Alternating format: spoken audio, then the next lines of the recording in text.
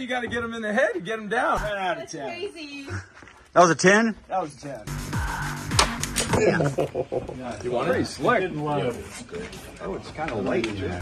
Ah, it feels great. Try to do this as fast as you humanly possibly can, okay? Don't worry about safety. The timer's bad. 4 seconds. 4 seconds, the fastest time of all. Goodness gracious. Welcome back, everyone. It's Charlie. They've been filming Daredevil Born Again recently. Jon Bernthal's Punisher is confirmed to be a huge character during Season 1, and now we have a really cool clip of him in addition to teaming up with the Thomas Jane Punisher. It's Punisher into the Punisherverse. So I'll explain what's going on and what the plan is for the Punisher character just in general. If you're brand new to the channel, be sure to subscribe to get all the videos. Of course, I'll be doing episode videos for Daredevil Born Again when it premieres next year. There'll be 18 episodes in Season 1, so it'll be super size.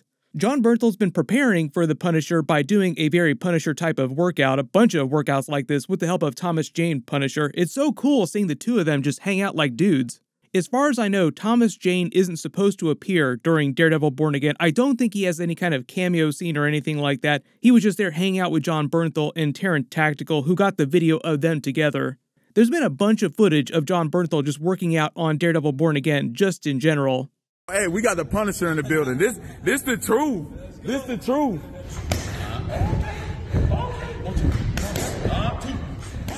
He isn't messing around, like he's really bringing it. And it would be cool to see a cameo scene from Thomas Jane as either another vigilante, even if he's not playing his version of the Punisher, in New York City who Daredevil has to deal with.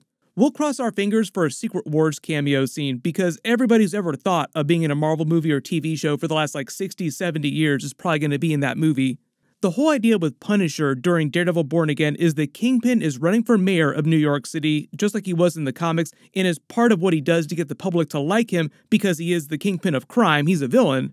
Part of the way he turns public opinion in his favor is based on the comic book arc that they're adapting, where he essentially takes a hardline stance against vigilantes in New York City, like his whole platform is anti-vigilante.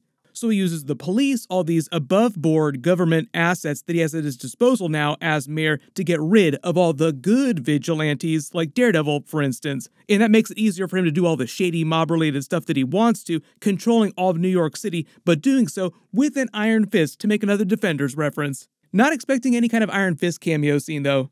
Normally we say Kingpin controls New York City, but he does so from the shadows because he controls all the major crime families, but when he becomes mayor of New York City, he can do all that stuff during the day, and he can make people love him for it. During that same arc, he also winds up hiring Daredevil as a city prosecutor, so Daredevil is forced to help Kingpin prosecute and get rid of all these vigilantes like Punisher, who, as hardcore as he is, as much collateral damage as Punisher causes, he's still meant to be a good character trying to get rid of the worst criminals. Vincent D'Onofrio even talked about Season 2, confirming that there would be a Season 2. I'll explain that. And he even talked about Spider-Man. So I'll explain how this connects with the plot of Spider-Man 4. I have a strong feeling that, and I've said this since I started the Netflix show, so this is not a big deal, that eventually I'm going to kick Spider-Man's ass. Cannot wait to see Daredevil and Spider-Man team up to fight Kingpin, and for Kingpin to try and squish him some Spider-Man. They're going to be filming the series all this year, all the way to December, so we're going to get a bunch more scenes, bunch more of them talking about new characters and connecting with the upcoming Marvel movies. Of course, I will do videos for everything, and I will do videos for all the episodes when they start releasing them. There will be 18 episodes total in Season 1, but they are going to break the season, I believe, into 2 halves. Like, there'll be 2 cours. If you watch anime, they do that all the time. Like Season 1 Part 1 and Season 1 Part 2. But Vincent D'Onofrio recently explained that they are developing Season 2, so there will be multiple seasons of the show, in addition to these 18 episodes that they're currently filming. The new scenes that they're filming also help set up what's going to be happening during the events of Spider-Man 4, so I'll explain how that all fits together. Probably one of the biggest new scenes is you see Vincent D'Onofrio's Kingpin as he's going to appear during the series, at least at the beginning of the series. And it's a scene of him throwing a rally for his mayoral campaign, confirming that he is going to be running for mayor during the series, Mayor Kingpin, like he did in the comics. They're also in the middle of celebrating New Year's Eve in Times Square here for New Year's Eve 2026, so it's 2025 December heading into the year 2026. We had just hit winter at the end of Spider-Man No Way Home, so this is set like right after that. And also after the events of the Hawkeye series, because that was set around the same time, heading into that December holiday period. Like the Christmas tree was already up in Rockefeller Center in both Spider-Man No Way Home and the Hawkeye series. There are a couple Easter eggs you notice in the background, like one of them is actually dressed as Spider-Man, so that just confirms that the crowd knows of Spider-Man. The whole spell that they did in Spider-Man No Way Home, or the two different spells, just erased the knowledge that Peter Parker was Spider-Man, so they know that Spider-Man exists. They just don't know that he's Peter Parker. You also see the people celebrating New Year's Eve waving the banners that say Pym Tech and Van Dyne Tech. That's from Ant-Man and the Wasp: Quantumania. So this is one of the other connections to the Marvel movies that are happening right now. They explained during Ant-Man and the Wasp: Quantumania that Hope Van Dyne had taken over her father's company after Avengers Endgame and just updated the name, and she was using Pym particles to try and cure a lot of the world's basic problems. So she's using the company and Pym particles for a lot of philanthropy. There's a big QR code in the background. They might wind up turning that into free comics that you can scan when the episodes actually happen. They do that in all the Marvel Disney Plus series, like during Moon Knight, during She-Hulk, all the other ones, even the Hawkeye series. You scan those, you get free comics, and usually the comics they give away are based on the plot of whatever those episodes are. I'm also assuming, because of the comic book panel, zoom and enhance in the background here, that the free comic they give away is related to this particular comic. And it's actually from Daredevil number 595, which is from Mayor Fisk number 1, the beginning of the Mayor Fisk, Mayor Kingpin storyline. Confirming that he is going to be doing that during this, because you see one of the banners on the ground that says Fisk. It's one of his supporters that plans on voting for him during the mayoral race. In the comic book panel, you see Kingpin wearing an outfit like we saw him wearing during Hawkeye without the Hawaiian shirt, like it's a similar hat. And during it, he's thinking to himself, the choice between good and evil rises and falls within you like swells rolling in on the tide. Which side do you choose, the crest or the trough? So it's him getting ready to address this crowd, his supporters, the people that he's trying to get to vote for him, and it's meant to show you how he thinks. Why does he choose to either do terrible things or good things? And they make it seem like he could go either way at any given moment. Like it's just like swells rolling in on the tide. I could be evil one moment, I could be good the next.